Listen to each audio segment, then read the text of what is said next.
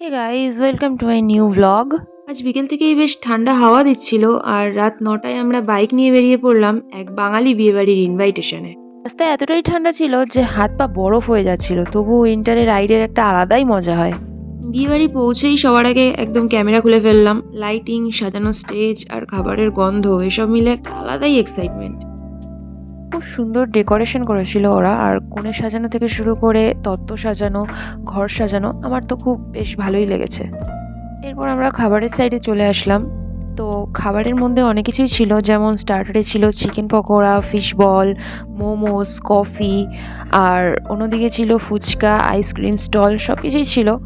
আর প্রত্যেকটা খাবারই খুব সুস্বাদু আর টেস্টি হয়েছিল, একদম মুখে লেগে থাকার মতন একটা ব্যাপার হয়েছিল।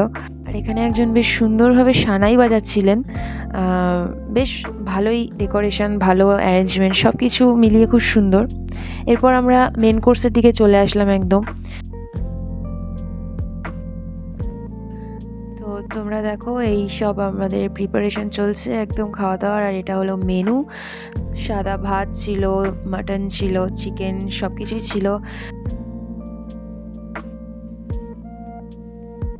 আর এরপর একদম সবাই একটু নাচ গান করলো, আর অবশেষে আমি একটা আইসক্রিম নিয়েই নিলাম। হলো উইন্টার নাইটটা পুরো কমপ্লিট হলো। খাওয়া দাওয়া, ছবি তোলা সব শেষ করে এবার আমরা বাড়ি ফিরছি ঠান্ডা হাওয়ার মধ্যে। এই শর্ট রাইডটা বেশ ভালোই অ্যাডভেঞ্চারাস ছিল।